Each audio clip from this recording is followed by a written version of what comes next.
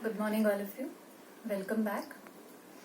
I hope you are regularly following all the lectures of all the subjects and you are benefiting from it. Today we have to begin with chapter number 2. I have given you this homework of the previous chapter, these exercises to be solved. I hope you have tried them, and if not, please do them, and I will write down the answers of all the sentences here and I will show you in between in any other lecture. Today we will begin directly with simple, compound and complex sentences. Now,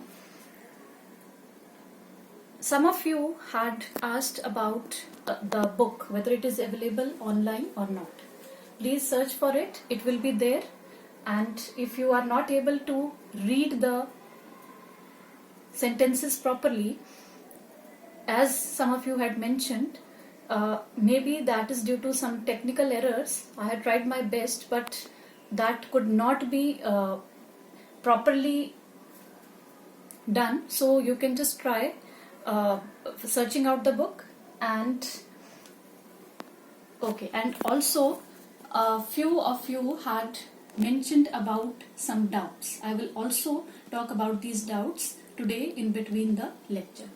So chapter number 1, chapter number 2, simple, compound and complex sentences. Now in the previous chapter we had talked about the types of sentences only. Here we had talked about different types of sentences: interrogative, assertive, imperative, exclamatory, etc.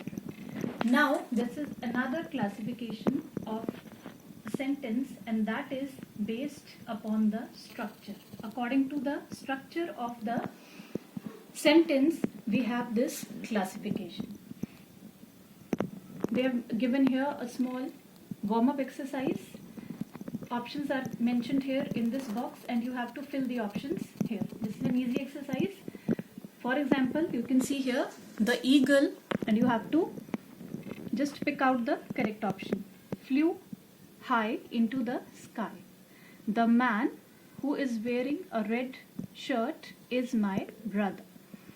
Ravi stood up angrily and stormed out of the room. So this is a warm-up exercise depicting these different types of sentences that we are going to study here. Now, as I told you, this classification of sentences is according to their structure. We have 3 different types mentioned here: simple sentences, second compound sentences, and the third one complex sentences. So we will go through them one by one. Before that, I will talk about something else. Now, this is a very short chapter, as you can see here. First part described here, second here, and third here. But there are certain concepts here that are very, very important to understand in knowing these different types. But those concepts have not been explained here. They have been mentioned here, but they are not explained here. So before beginning or before studying these 3 different types of sentences, I will talk about something else first, and then we will come back to it.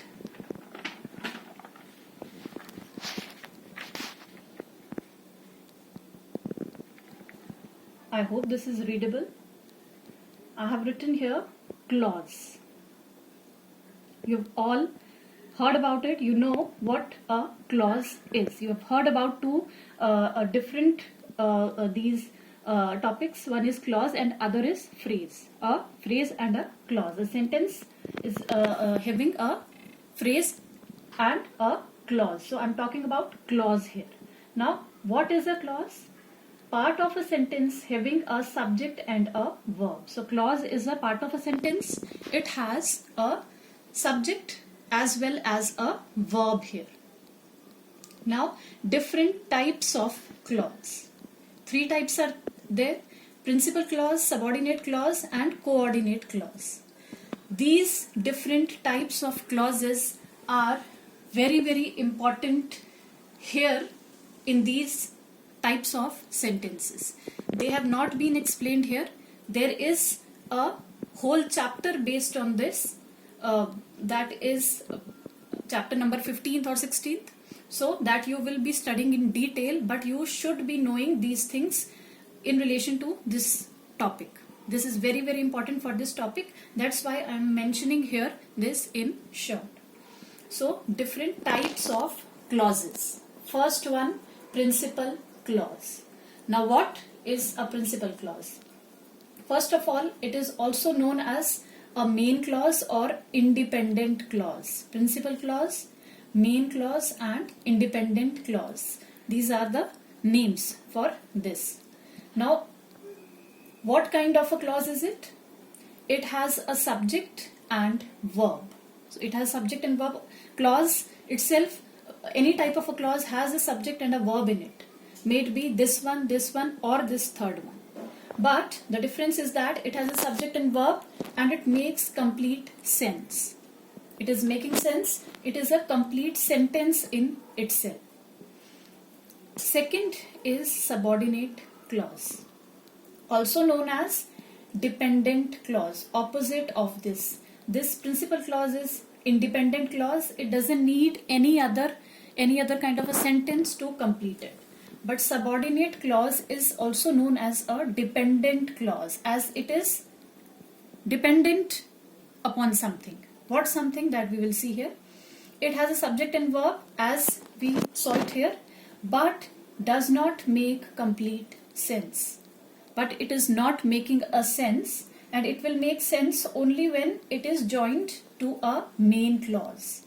This subordinate clause will make sense only when it is joined to this, the principal clause. Principal clause makes complete sense. It does not make complete sense. Subordinate does not make complete sense. Only when we join this to the principal clause, then only this subordinate clause will make sense. Now, example of these both types.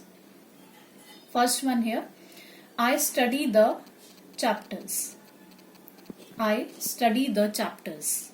It is clear what am I trying to say through this sentence. It is clear. You are getting the proper meaning.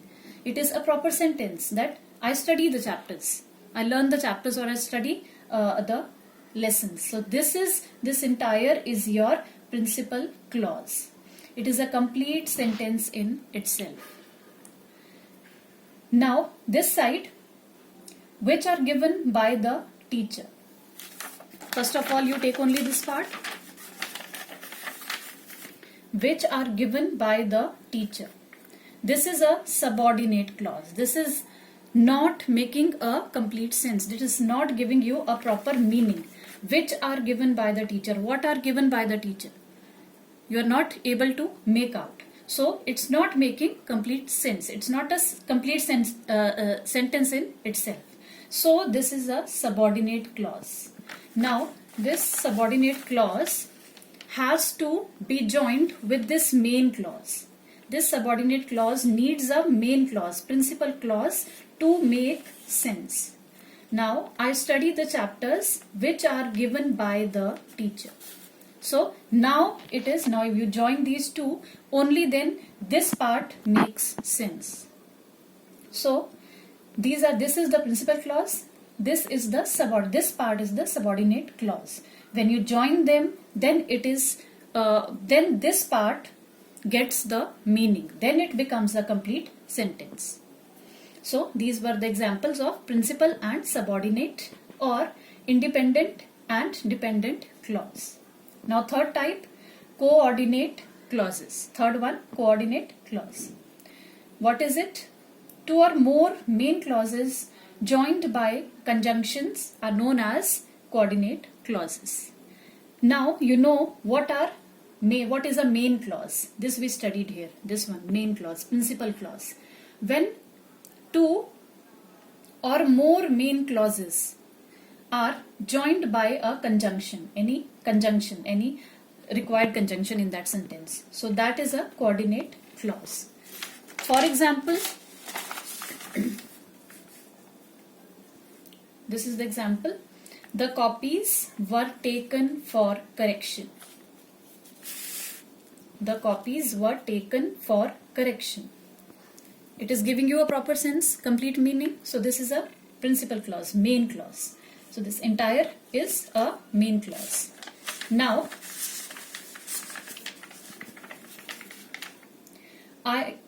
I could not prepare for the test.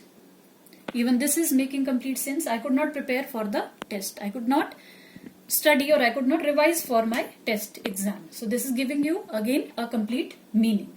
Again, this is a principal or main clause. Now, when these two main clauses, they join together with a conjunction so. So, this entire, that is the copies were taken for correction, so I could not prepare for the test. This entire becomes a coordinate clause because it is having two main clauses in it joined together with a conjunction so. So these were the three different types of clauses. These clauses, these types of clauses you need to remember well for this, for the different types of sentences. Okay, now we come back to the chapter, the main chapter, that is different types of sentences according to the structure. First one, simple sentence. We will come directly to the simple sentence. These examples are given here. Dark clouds are gathering. Dark clouds are gathering. The chicken crossed the road. Now, these sentences convey a complete thought and contain one finite verb. These sentences, these examples, they are giving you a complete thought, a complete meaning. They are saying something and they have one finite verb.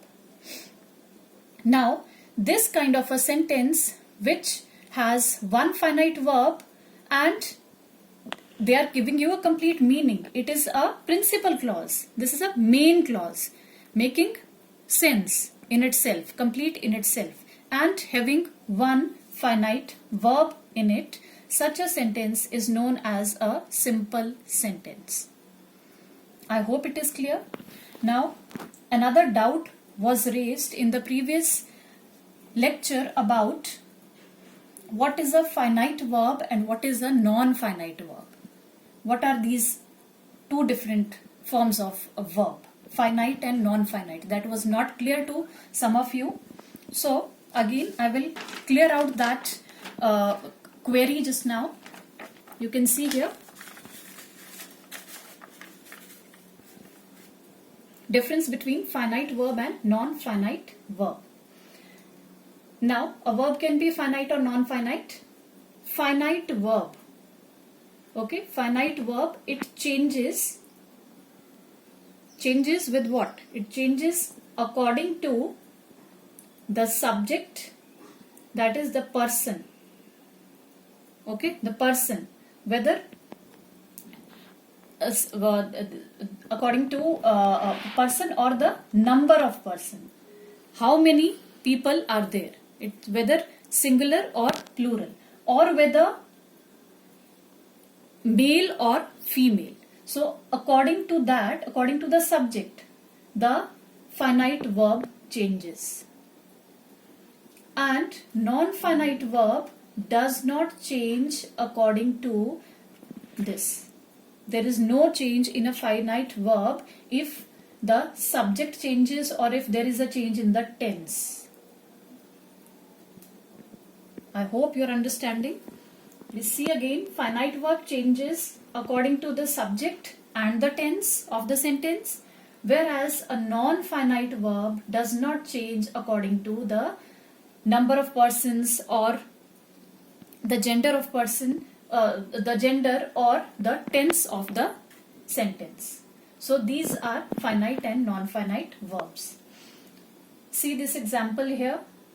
I want to help her. A simple sentence I have written here. I want to help her. This is also a verb here, want. To help is also a verb here. These are two different verbs here. Now want is a finite verb. How finite? Now we read here that finite verb changes according to this. So if you change the subject here, that is, instead of I, you take maybe he or she. So it will be he wants. You add verb plus s. According to the rule, you write here verb plus s, wants. So it becomes wants in a simple sentence. Or you change the tense. You make it I wanted in past. You take it in past. I wanted. So what will happen here? This part will not change. I want to help her, or he wants to help her. This will not change. When you are writing wants he here, then also you write to help her. If you are changing the tense, I wanted to help her. So there is no change in this, whereas there is a change in this. This verb is changing according to the person or the number or according to the tense. So this is known as a finite verb. There is no change here to help. It remains the same in another tense also, or as there is a change in the subject, it remains to help only. So this is a non-finite verb. It is not changing. Okay, so I hope you have understood this. Those who have questioned about this difference between the two. Okay, we come back here. So we were reading about a simple sentence. So it said here that simple sentence contains just one finite verb, and it is giving you a complete meaning. It is a main clause in itself. So such a sentence is known as a simple sentence. Now some important points written here. A simple sentence may be modified by an adverb or an adverb phrase. You know very well what is an adverb, okay, and an adverb phrase. So a simple sentence can be modified. It may have this adverb or adverb phrase, but it contains only one finite verb. For example, same sentence they have taken here. Dark clouds are gathering. Here they have added this unfortunately. Unfortunately, dark clouds are gathering. So they have added an adverb here. Unfortunately is an adverb. And it doesn't mean that by adding this adverb the sentence is changing. It is not the simple sentence. No, that is not so. It is a simple sentence, only they have added this adverb here. Next sentence or next example that they had given, the chicken crossed the road. Now they have added an adverb phrase here. There being no traffic, the chicken crossed the road. So an addition of this adverb phrase here. Again, it remains a simple sentence. So these are just the phrases they have added, and the sentence remains a simple sentence. Next type comes the compound sentence. Now, compound sentence, a sentence which is formed by joining two or more principal or main clauses. Now we studied about the clauses, principal and main clauses, or the main clause. So when a sentence has two or more main clauses connected by coordinating conjunction, means when the sentence is in this form, in coordinate form, two or more main clauses joined with a conjunction, such a sentence is known as compound sentence. This is the definition given here. Examples are given now. You can see here, he turned left and she turned right. This is one part. This is one main clause. He turned left, giving you a complete meaning, making complete sense. This is the second one. She turned right. Again, making complete sense. Joined with this conjunction and. So, two main clauses are joined together with the conjunction and. You can see the other examples here. So such sentences are known as compound sentences. Two or more than two main clauses joined together with conjunction. In other words, you can say that the sentence is a coordinate clause. It's a coordinate clause. Okay.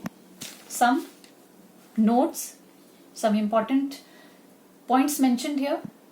If the finite verb in a compound sentence have the same subject, then this subject is often left out from the later coordinate clause. For example, if there are two this is a coordinate clause. In first part you have the subject, and in another part also you have that same subject. So when you write it together, then that subject is omitted from the second part. The subject is maybe a name or maybe a pronoun that is omitted or left out from the second part.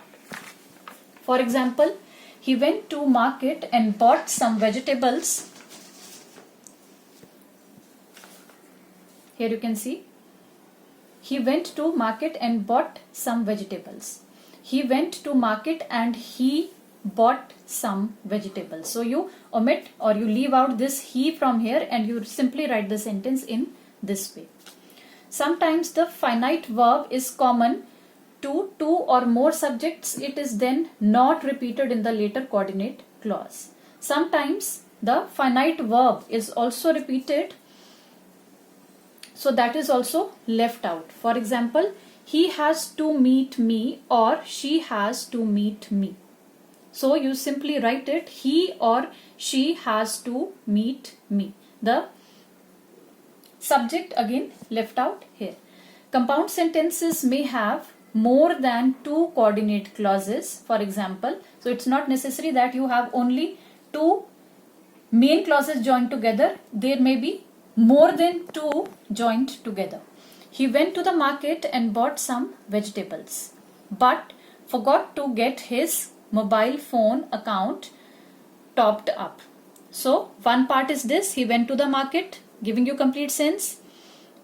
He bought some vegetables. So again, he is not written here because we read in this note that the subject is omitted if it is getting repeated. So, and bought some vegetables, but, okay, you leave out but, he forgot to get his mobile phone account topped up. So again, he omitted here and we join this with conjunction but.